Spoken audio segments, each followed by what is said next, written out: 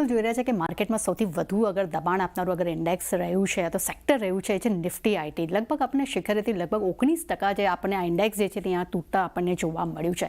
અને અગર હું એ પણ જણાવી દઉં કે ગત વર્ષ 13 ડિસેમ્બરે આઈટીએ નવા રેકોર્ડ હાઈ બનાવ્યા હતા અને ત્યારથી લગભગ 19% આપણને એક નેગેટિવ રિટર્ન્સ અહીંયા જોવા મળ્યા છે. પરંતુ ઓવરઓલ કયા શેર્સ કેટલા તૂટ્યા છે તેના પર પણ ખાસ ફોકસ કરવાનું રહેશે. તો એલટીઆઈ માઇન્ટ્રી પર નજર કરશું. એમ્ફેસિસ જેવા કાઉન્ટરમાં લગભગ આપણને શિખરેથી 30% એક નેગેટિવ રિટર્ન્સ અહીંયા આપણને જોવા મળ્યા છે. કોફોર્સ, ટીસીએસ, એચસીએલ ટેક જેવા કાઉન્ટર્સ પર નજર કરીએ શિખરેથી 20 થી 22% અહીંયા તૂટતા જોવા મળ્યા છે. ત્યાં પર્સિસ્ટન્ટ સિસ્ટમમાં 20%નો એક નેગેટિવ રિટર્નનો આપણને એક રડાર જે છે તે આપણને કન્ટિન્યુટી જોવા મળી રહે છે. ત્યાં જ એલએનટી ટેક સર્વિસ પર નજર કરશું 17% નીચે. ટેક મહિન્દ્રા શિખરેથી લગભગ આપણને 16% નીચે તૂટતા જોવા મળ્યા છે. ત્યાં ઇન્ફોસિસ અને વિપ્રોની વાત કરશું તો લગભગ 7.5 થી આપણને 15%ના નેગેટિવ રિટર્ન્સ જે છે આપણને શિખરેથી જોવા મળ્યા છે. પરંતુ એકચ્યુઅલમાં આઈટી કંપનીઓ શું કામ તૂટી રહી છે? શું છે ચિંતાનું મેઇન કારણ? એનું મેઇન કારણ એ છે કે કંપનીઓનો ગ્રોથ જે છે તેનું આઉટલુક પોઝિટિવ નથી. અને બીજી તરફ સાવચેતી ભર્યા અંદાજને કારણે કરીને કેપ જેમિનીના જે છે તેમાં એક સૌથી મોટો અહીંયા ઘટાડો આવ્યો છે. અને ખાસ કરીને આ ફ્રાન્સની કંપની છે અને ફ્રાન્સની આ કંપનીમાં જે દબાણ આવ્યું છે તેનું ઇમ્પેક્ટ જે છે તે આપણે ભારતીય કંપનીઓ પર પણ જોવા મળ્યું છે.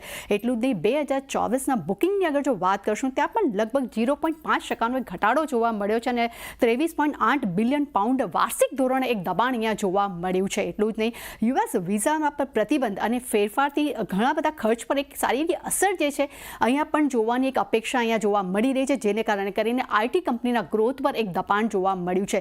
બીજું એક કારણ છે એ છે એક્સેન્ચરે પ્રમોશનને મોકૂફ રાખ્યા છે. ખાસ કરીને એક્સેન્ચરે પોતાની કંપનીના જે કર્મચારીઓ છે તેના પ્રમોશનને 6 મહિના માટે તેમને અહીંયા મોકૂફ રાખ્યા છે. એટલું નહીં, કન્સલ્ટન્સી ઇન્ડસ્ટ્રીઝમાં મંદીને કારણે કરીને તેમને આ મોટું પગલું તેમને હાલમાં એક ભર્યું છે.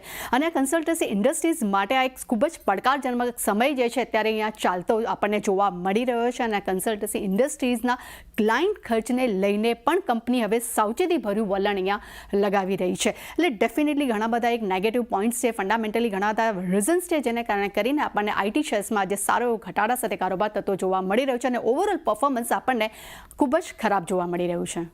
જી તૃપ્તિ, આભાર આપનો આ સમગ્ર માહિતી માટે. તો અર્પણ આઈટી જે ઓવરઓલ એક ખાસો આપણને અંડર પરફોર્મન્સ દેખાઈ રહ્યો છે. આજે શરૂઆતથી જ નિફ્ટી આઈટીમાં સૌથી વધારે ઇન્ડેક્સ વાઇઝ જોઈએ, સેક્ટર વાઇઝ જોઈએ તો એક દબાણ જોઈ રહ્યા હતા. નિફ્ટીમાં પણ તમે જુઓ તો વિપ્રો, ઇન્ફોસિસ, ટીસીએસ આ બધામાં આટલું પ્રેશર, એચસીએલ ટેક આપણને દબાણમાં જોઈ રહ્યા છે. એફ&ઓમાં અન્ય mid cap, small cap IT કંપનીઓ પણ જુઓ ત્યાં પણ પર્સિસ્ટન્ટ, બિરલા સોફ્ટ, એમ્ફેસિસ બધી બાજુ આપણને એક ઓએફએસએસ જેવા સ્ટોક્સને શિખરેથી ખાસા દબાણ બતાવી રહ્યા છે. કઈ રીતે આ ઘટાડામાં શું કરવું જોઈએ આઈટી કંપનીઓ પર? So, Chani, right now it's a falling knife. The way અને જે ઇન્ટેન્સિટી સાથે ને જે મોમેન્ટમ સાથે આઈટી સ્ટોક્સ કરન્ટલી ફોલ દેખાડી રહ્યા છે, આ વીકમાં ઓલરેડી નેગેટિવ મોમેન્ટમ સાથે ટ્રેડ કરી રહ્યા હતા. પ્લસ ગઈકાલે જે રીતે નેસ્ડેકનું પરફોર્મન્સ રહ્યું અને એનવીડિયાના નંબર્સ પણ આવ્યા, એ પછી આજના દિવસે આપણા માર્કેટમાં ફર્ધર આઈટીમાં જે સેલ ઓફ જોવા મળ્યું એ ઘણું ચિંતાજનક છે. આઈ થિંક એણે જે daily as well as weekly જે સપોર્ટ લાઇન હતી એ સપોર્ટ લાઇનને પણ બ્રેક કરીને નીચે તમને સસ્ટેન થતા જોવા મળી રહ્યા છે. તો ફ્રેશ બાઇંગનું કોઈ રેકમેન્ડેશન નહીં રહે. If you are holding this stock then I would say wait for timing.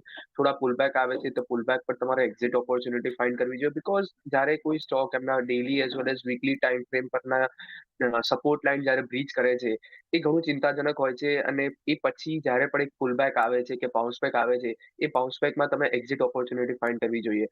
So time Bing IT સ્ટોક્સને avoid કરવાનું રેકમેન્ડેશન રહેશે. ઓકે, આઈટી પર